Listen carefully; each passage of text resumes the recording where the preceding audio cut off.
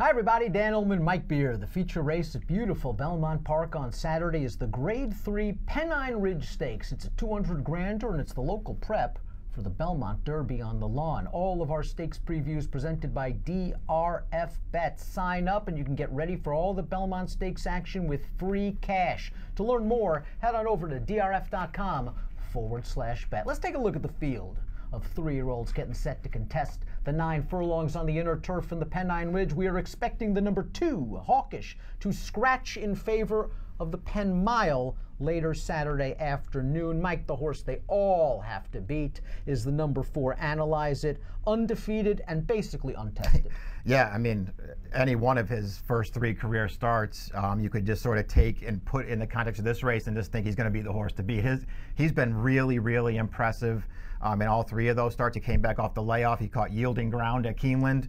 He was off the pace for the first time in his life. It didn't matter. He just crushed that field. He's facing some better horses this time, but I mean, what is there not to like about this horse? Each one of his first 3 starts have been really impressive. He beat 3 next out winners in that Transylvania. You mentioned the layoff, you mentioned the yielding ground, and he had to be taken off the pace because he drew a terrible post position, and he just cruised up to the leaders on the outside and then put the boots to him in the stretch. You can make an argument that no matter what surface, this is one of the 2 or 3 best 3-year-olds in the country, including Justified. Yeah, that's probably true. He's a really, really good horse. Let's take a look at the Timeform U.S. Pace Projector, because if not all of the accolades are enough, it's possible that Analyze It, the number 4, will get out there to an easy lead. Now, if I'm Chad, and the one up the ante wants to go at a big price, I think Chad would be very happy if Analyze It sits second, but if Analyze It gets that trip, he's obviously comfortable in gate-to-wire fashion. No matter what, he should get a good trip. Yeah, he's probably going to get a good trip in this race. He's just way the horse to beat. Not that, this is going to be, I don't think anyway, just some kind of, cakewalk for him. There's some good horses in here, but he is just way the horse to beat in here. As far as up the ante goes, I mean, I don't even think that horse is necessarily a big speed. He just happened to find himself on the lead last time. It wasn't much of a field. He got right to the front. There was no pace pressure for him.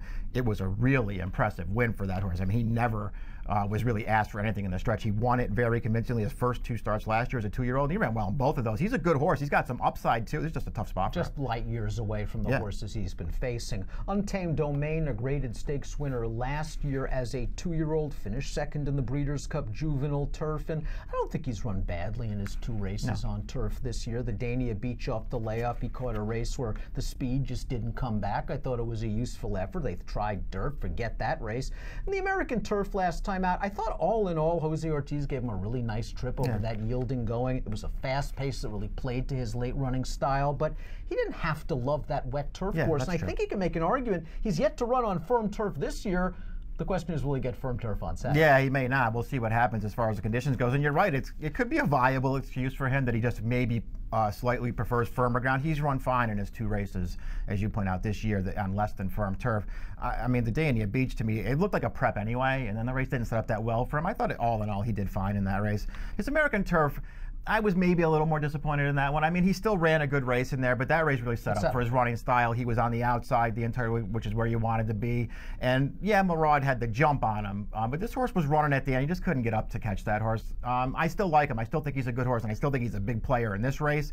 But boy, Analyze, it's not going to be easy to run down. Catholic Boy won the first 2 starts of his career on turf, including a graded stakes race. That made him 6-1 in the Breeders' Cup Juvenile Turf against the likes of Untamed Domain. And I thought all in all, he ran just fine. He was kind of in tight down towards the inside while following Mendelssohn. Well, he wasn't going to beat that horse even with a clean trip. I thought all in all that was a really nice performance against a good field. And then maybe the worst thing that ever happened to him after that was that he won the Remsen in his dirt debut in such sparkling fashion that a lot of folks had Derby fever and high hopes, and it just didn't work out. The Sam Davis was okay off the layoff. The Florida Derby, supposedly he bled in that race, and Audible was very sharp. But getting back to turf might be really comfortable for Catholic Boy, and we know the 1 1/8 isn't an issue. This is Analyze Its first start, past a 1 1/16. The question is, what kind of trip does Catholic Boy get? The projector's got him chasing Analyze It, and I'm not sure that's the kind of trip I want. Yeah, I don't know. I don't think he's going to be, on a hard chase in this race. If Analyze It goes to the front, I'm sure that Castellano's going to try maybe just to sit behind him, and he'll take a shot at him at some point, and then we'll see what happens. For whatever reason, he just didn't pan out as a dirt horse, and he did bleed supposedly in the last race, so maybe as an excuse, but it just always felt like, I don't have any problem with them trying to make him a Derby horse, but you always knew they had the backup plan to come back to turf with this horse. He's a good turf horse, and I'm going to expect him to take a step forward and run a better race back on turf for the first time as a 3-year-old. You know, can he run down Analyze It? I personally don't think he can. I'm not interested at all in betting against Analyze It, but this is a really good horse, and he could really take a step forward in this race. Irish Territory took that step forward most recently, winning his maiden for Belmont against a field of older horses. This horse came from off the pace that day to win it. Nice to see the buyer going the right way. Just not sure this race sets up from a class or pace perspective. It'll be interesting to see what he can do in this race, because it does feel like a tough spot for him, but it was nice to see him get the win at Churchill last time. I like the trip that he wound up working out in that race to get it done. Listen, he ran really well in his only 2 starts last year, and he was only beaten a length by Catholic Boy in his second career start with Anticipation. He ran well in that race. Channel Cat, I think, is a little bit better than he looks on paper. A winner 2 starts back at Gulfstream over next out winner Sand Dancer. The American turf, again, he caught that really boggy turf course. While the race did set up for him and he passed a couple of tired ones late, I think the course was working against him. The problem is his running style. He has 0 speed. Yeah, he's going to be trying to close down all these horses late, and I don't even know that I think he's the best closer in the field, let alone you know, one of the horses that's, you know, on a level with a horse like Analyze It. I like that he's improving with all of his starts. I just feel like he's in too tough here. Archigelos is best known for being a half-brother to Big Brown, and he's run some good races on the turf, just not fast right yet for Michael Dickinson. Yeah, he's just found a tough spot here, but they keep pressing on with stakes races for him. Let's take a look at our top selections for the Pennine Ridge. The horse they all have to beat is Analyze It, a horse that I think just about everybody's going to use, me included, as an A in any kind of multiple race wager. You don't bet him to win, but you press in the pick.